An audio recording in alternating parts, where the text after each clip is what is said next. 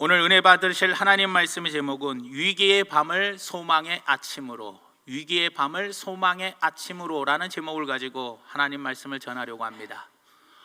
어떤 분이 목사님께 찾아왔습니다. 목사님, 낮에는 폭염이고 저녁에는 열대야로 더워서 죽겠습니다. 더워서 못 살겠습니다. 어떻게 살 수 있겠습니까? 라고 질문을 합니다. 그랬더니 목사님께서 이렇게 말씀하십니다. 자족하는 마음을 배우십시오. 더위에 처할 줄도 알고 추위에 처할 줄도 아는 자족하는 마음을 사도 바울처럼 가지십시오 라고 이야기합니다. 그랬더니 이분이 또 이야기를 듣더니 그래도 죽었다 깨도 이 더위를 못 이기겠다는 거예요.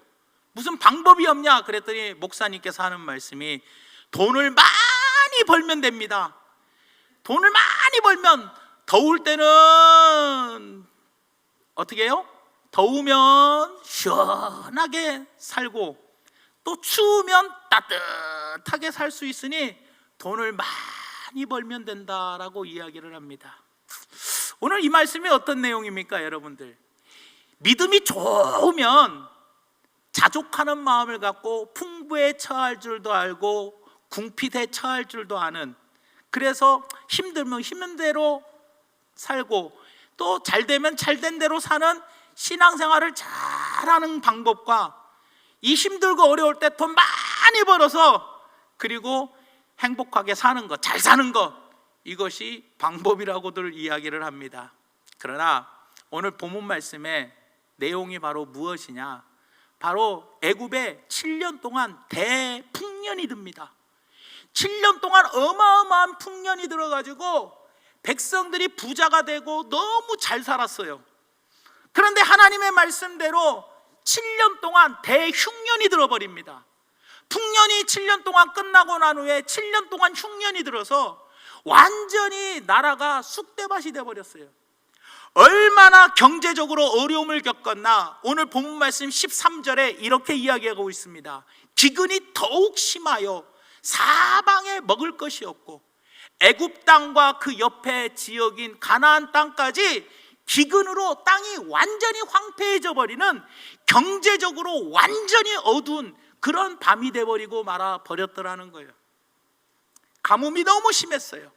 그렇다면 7년 동안 대풍년이어가지고 풍년일 때 정부가 쌀을 엄청나게 거둬들였기 때문에 창고에 엄청나게 정부 구호미가 어마어마하게 쌓여 있는데도 요셉은 절대 백성들에게 공짜로 나누어 주지를 않았어요. 조선시대에도 국률미라는 게 있었어요. 백성이 어려움을 청하면 국률미를 무상으로 주었는데 요셉은 절대로 공짜로 주지 아니하고 14절 말씀에 뭐라고 이야기하느냐? 이렇게 이야기합니다. 요셉이 곡식을 뭐 했대요? 팔았대요. 팔아서 애굽 땅과 가나안 땅에 있는 돈을 모두 다 거두어 드리고 그 돈을 바로의 궁으로 가져갔다라는 거예요. 그러니까 한마디로 말하면 백성들에게 정부 구호미로 거저 쌀을 나눠준 게 아니라 돈이라는 돈을 있는 대로 다 거둬들여 가지고 돈 받고 쌀을 팔았더라는 거예요. 그런데 돈을 다 주고 사 먹었어요. 적금 통장 깨가지고 돈을 주고 쌀을 다 사 먹었는데 기근이 7년까지 가니까 도저히 방법이 없는 거예요. 돈은 떨어졌어요. 그러면은 돈이 다 떨어졌으니 사 먹을 게 없으니까 그냥 거저 나눠줘야 할 텐데, 또 요셉은 이렇게 이야기합니다. 16절에서 17절 말씀에 요셉이 이르되 너희의 가축을 팔아라. 돈이 떨어졌은즉 내가 너희의 가축과 바꾸어서 쌀을 주겠다. 그들이 그들의 가축을 요셉에게로 끌어온지라. 요셉이 그 말과 양떼와 소떼와 나귀를 받고 그들에게 먹을 것을 주되 곧 그 모든 가축과 바꾸어서 그 해 동안 1년 동안 먹을 것을 그들에게 줬다라는 거예요. 한마디로 말하면 백성들의 뭐예요? 돈 있는 대로 다 정부가 거둬들였고요, 백성들이 가지고 있는 짐승이라는 짐승은 다 거둬들여 버렸어요. 그런데도 이 양식의 문제가 해결이 안 되는 거예요. 그런데 백성들이 더 이상 돈도 없고 갖다가 팔 가축이 없는 거예요. 그러니까 백성들이 요셉에게 나옵니다. 그러면서 요셉에게 뭐라고 이야기하느냐? 본문 말씀 18절에서 19절에 그 해가 다 가고, 양식을 받은 해가 다 가고 새해가 되매 무리가 요셉에게 와서 요셉에게 말하되 우리가 주께 숨기지 아니하나이다. 뭘 숨기지 않았어요? 돈도 안 숨겨놨고 가축도 안 숨겨놨다. 다 갖다 팔아먹었다. 우리의 돈이 다하였고 우리의 가축대가 주께로 다 돌아갔사오니 이제는 더 이상 팔 게 없다. 낼 게 아무것도 남지 아니하고 이제 남은 거는 우리의 몸뚱아리하고 우리의 땅, 농가 밭, 토지밖에 없다라는 거예요. 그러면서 19절에 이렇게 이야기합니다. 우리가 어찌 우리의 토지와 함께 주의 목전에 죽으리까? 우리 몸과 우리 토지를 먹을 것을 주고 살아요. 우리 땅 팔 테니까 우리 땅 사시고 우리 몸뚱아리 드릴 테니까 내 몸뚱아리도 살아요. 그래서 내가 바로의 종이 되리니 우리에게 종자를 주시면 우리가 살고 죽지 아니하며 토지도 황폐하게 되지 아니하겠습니다 하고 나중에는 뭐예요? 건의를 합니다. 백성들이. 한마디로 말하면 요셉은 이 땅도 다 사들이고요, 그리고 백성들의 몸뚱아리도 종으로 다 사들여 버립니다. 그리고 이 백성들을 인구 이주 정책을 펴서 백성들을 오늘 본문 이후에 보면은 다른 땅으로 각각 흩어져서 너희들은 이 땅에서 살고 너희들은 이 땅에서 살고 너희들은 저 땅에 살아라 하고 이주 정책을 펴고 그들에게 땅을 나누어 주고 그 땅에서 나오는 소득의 5분의 1은 세금으로 내고 그리고 5분의 4는 너희들이 먹어라 하면서 조세 정책을 펼쳤더라는 거예요. 자, 이 애굽 땅에 얼마나 경제가 힘들었으면, 얼마나 먹고 사는 게 어두운 밤이었으면 어떻게 해요? 돈 다 갖다 팔아먹고 가축 다 팔아먹고 토지고 내 몸뚱아리까지 다 팔아먹었는데도 먹을 것이 없이 힘들어 버리더라는 거예요. 이 경제적인 어두운 이 밤에 요셉이 어떤 경제 정책을 펼쳤나? 지금 살아가기 힘들고 어려운 이때 요셉이 펼쳤던 이 정책들을 우리가 세 가지를 잘 보면서 우리도 이 어려운 경제의 밤을 소망의 아침으로 바꿀 수 있는, 축복의 아침으로 바꿀 수 있는 우리 중앙교회 성도님들 되기를 예수님의 이름으로 축원을 드립니다. 그렇다면 이 요셉의 이 정책 첫 번째가 바로 무엇이었느냐? 백성들의 생활의 눈높이를 낮추게 했다라는 거예요. 여러분 보십시오. 집안에 있는 돈 다 갖고 왔죠. 정부에서 싹 가져갔어요. 가축도 다 가져갔어요. 그리고 모든 토지고 몸뚱아리까지 정부에서 다 가져가 버렸어요. 그러니 여러분들 한번 생각해 보십시오. 뭐가 남아있는 게 뭐가 있겠습니까? 그런데 만약에 정부에서 거저주고 돈도 안 받고 공짜로 주고 가축도 안 받고 거저 그냥 주고 그랬다면, 땅도 안 받고 거저 줬다면 그들은 이 흉년을 헤쳐나갈 수 있겠냐라는 거예요. 자, 돈이 있겠다. 흉년이 들었는데 이 짐승을 키워야 하는데 들어갈 돈, 토지에 또 농사를 지으려고 하니 들어가는 투자 비용, 너무나 많은 비용이 들어갈 거 아니겠냐라는 거예요.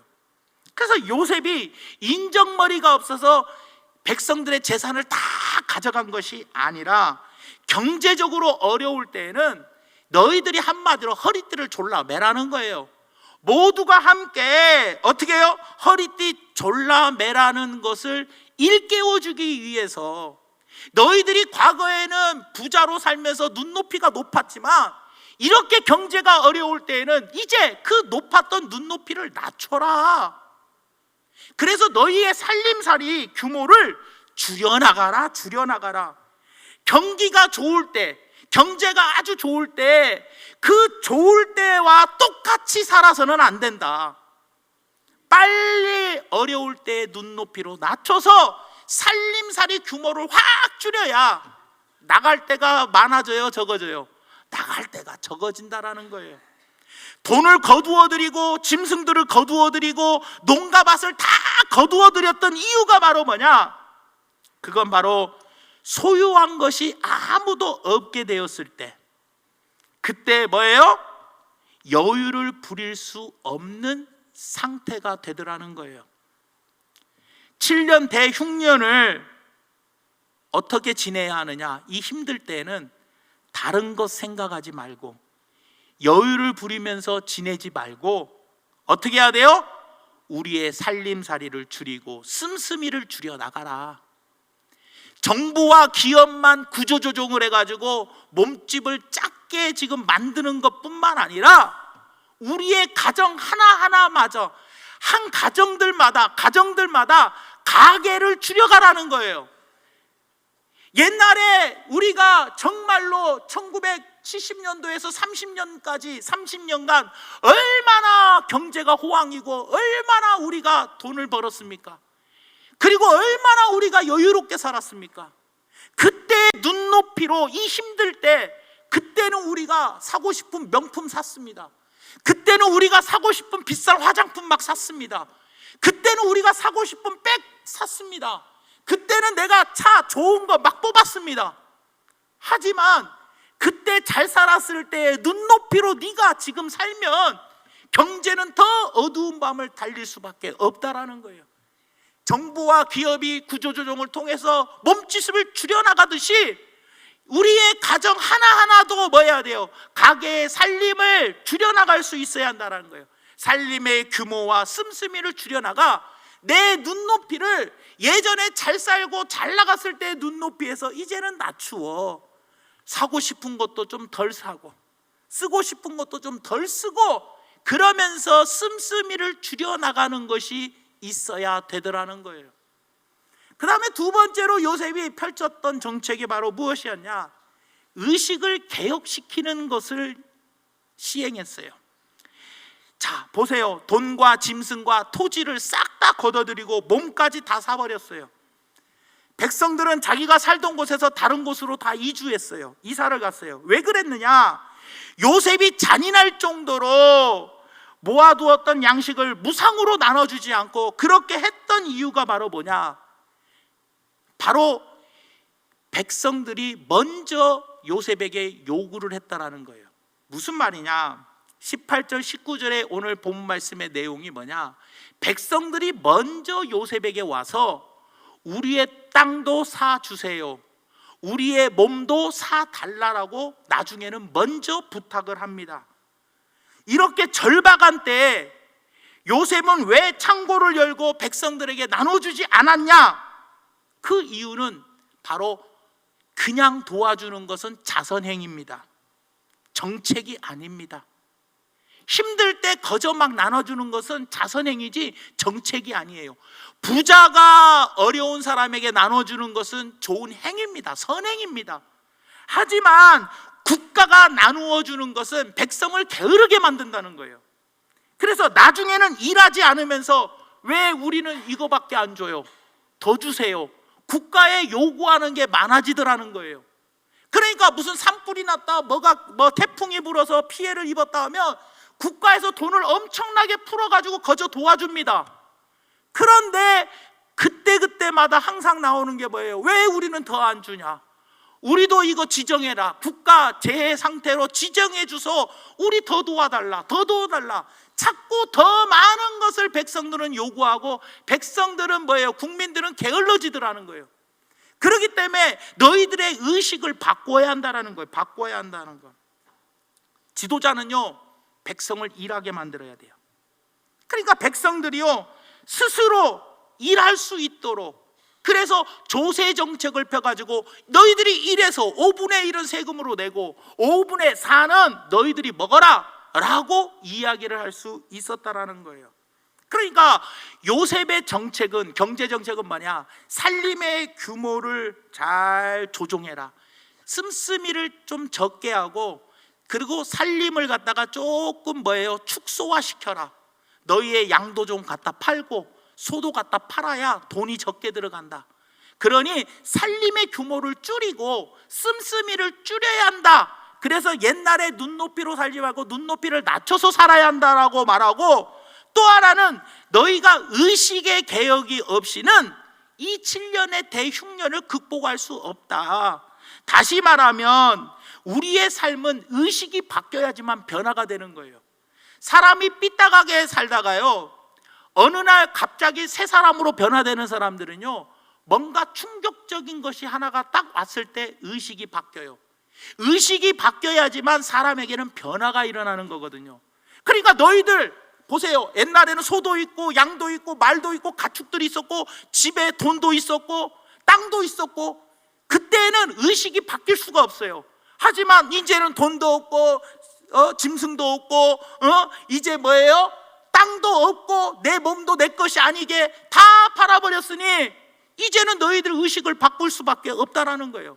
잘 살았을 때에는 가진 게 있으면은 국가에서 거저주니까 그냥 이거 가지고 어떻게 살아보려고 옛날에 눈높이로 살고 옛날에 의식을 가지고 살아갈 수밖에 없지만, 다 팔아먹었으니 이제는 우리의 의식이 바뀔 수밖에 없다라는 거예요. 여러분들, 이 애굽 사람들의 의식이 뭡니까? 7년 동안 대풍년이 들었어요.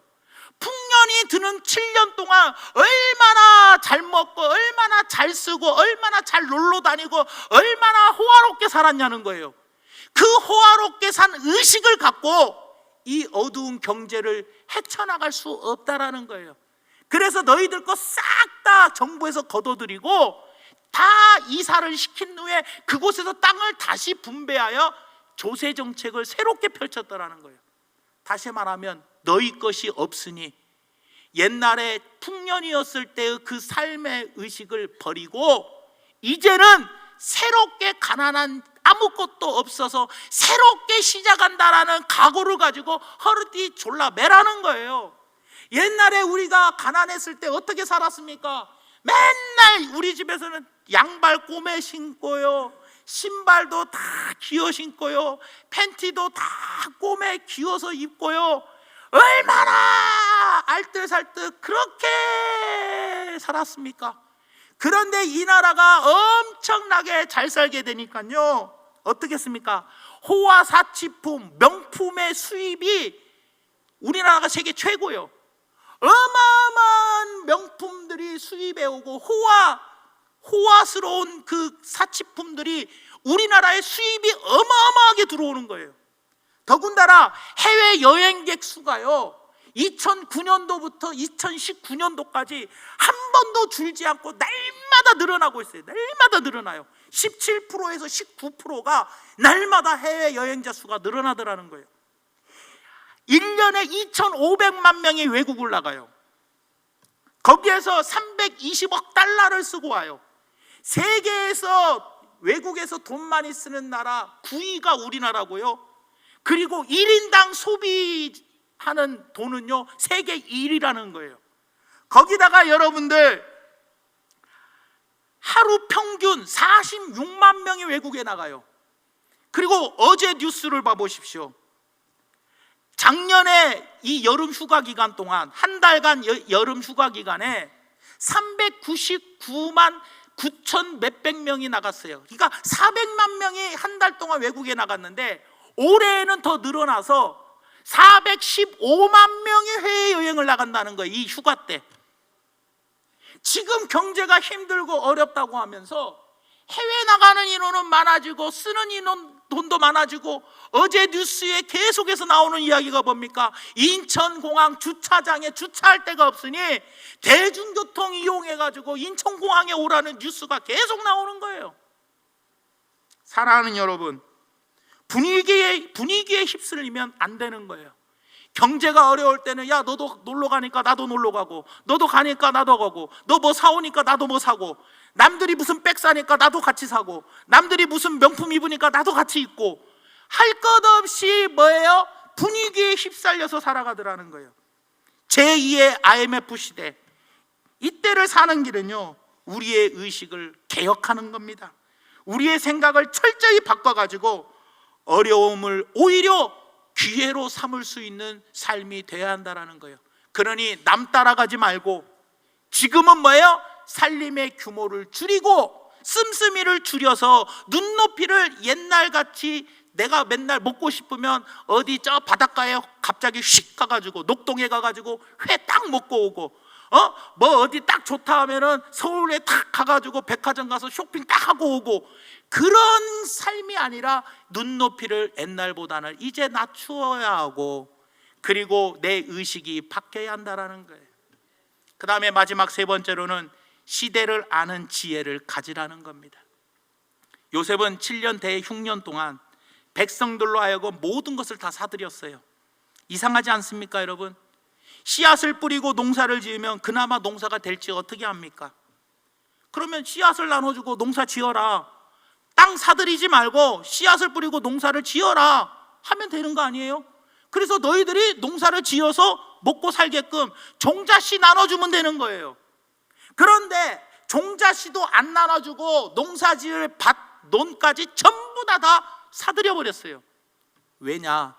요셉에게는 지혜, 시대를 아는 지혜가 있었기 때문이라는 거예요. 무슨 말이냐?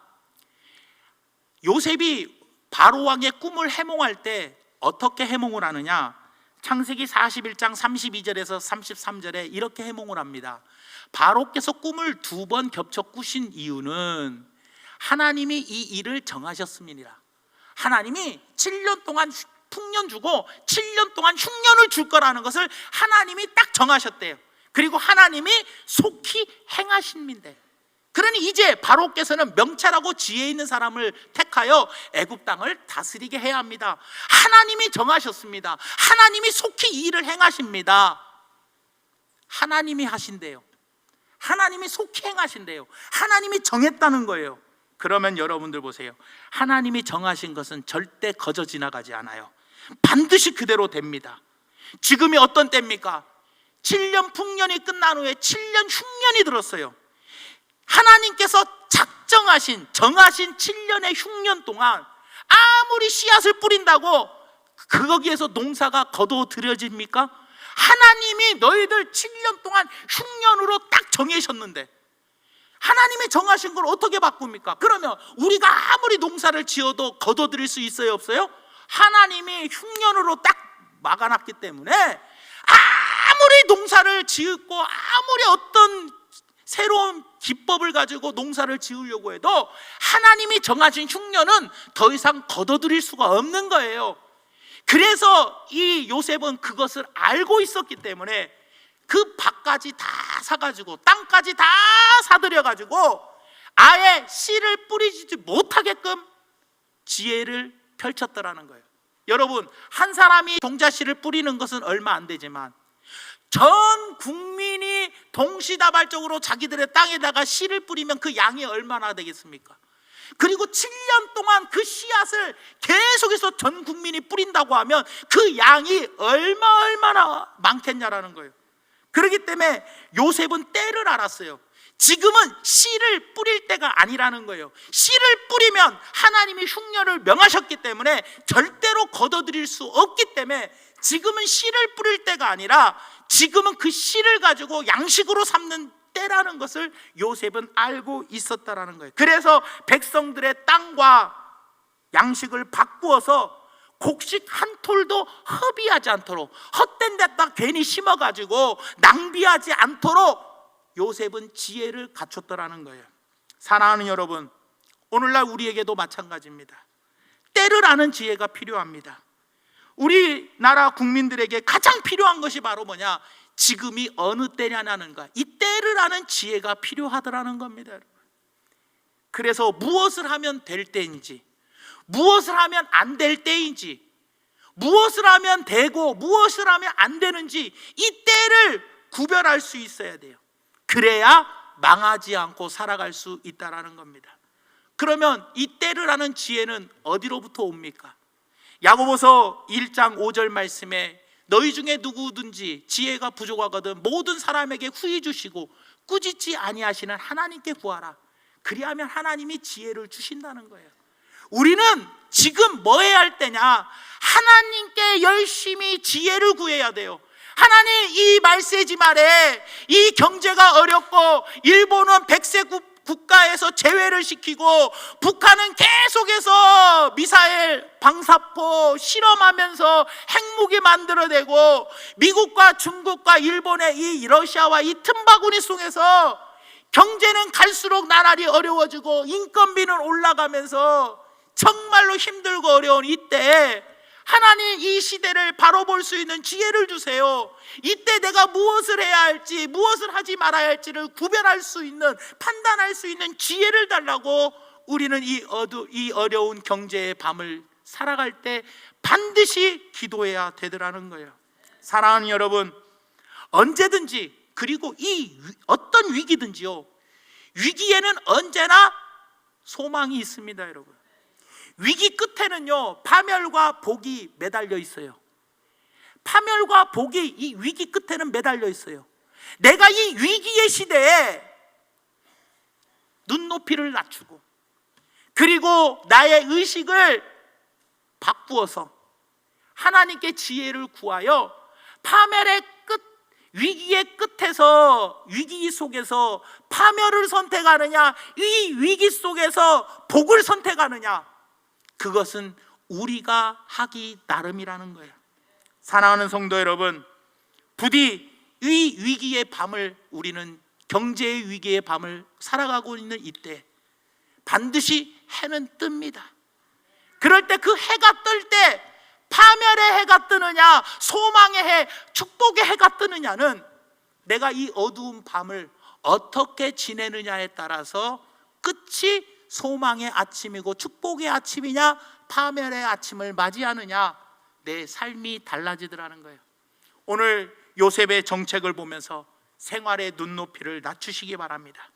이럴 때일수록 살림 규모 늘려가지고 쓸데없이 집 리모델링하고, 쓸데없이 막 가전제품 싹 다 바꾸고, 쓸데없이 옷 막 좋은 옷 막 사입고, 옛날의 눈높이, 잘 나갈 때의 눈높이, 경제가 호황일 때 눈높이로 살지 말고 지금은 조금 눈높이를 낮춰서, 아이고 재작년 옷, 작년 옷 또 좀 입지, 그러면서 조금씩 전략해 나가는 삶.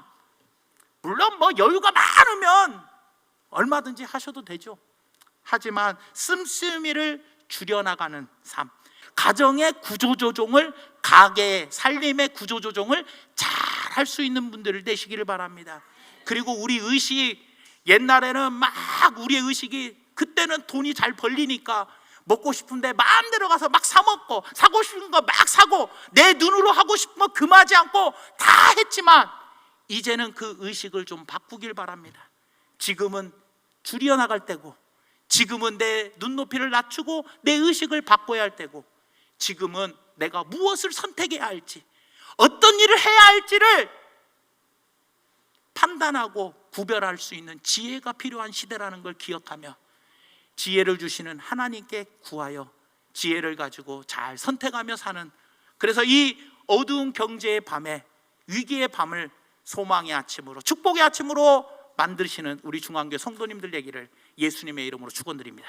사랑의 하나님, 참으로 고맙고 감사합니다. 오늘 말씀을 통하여 우리 모두가 다 하나님, 다시 한번 이 어두운 시기를 어떻게 헤쳐나가야 할 것인지를 돌아볼 수 있는 우리 귀한 중앙교회 성도님들에게도 도와주시고, 지혜를 구하여 하나님이 주신 지혜를 통해 해야 할 것, 하지 말아야 할 것, 사야 할 것, 사지 말아야 할 것 반드시 분별하고 나아갈 수 있는, 그래서 좋은 걸 선택하여 위기의 끝이 파멸이 아니라 축복이 되게 성령님 역사하여 주시옵소서. 예수님의 이름으로 간절히 기도 올리옵나이다. 아멘.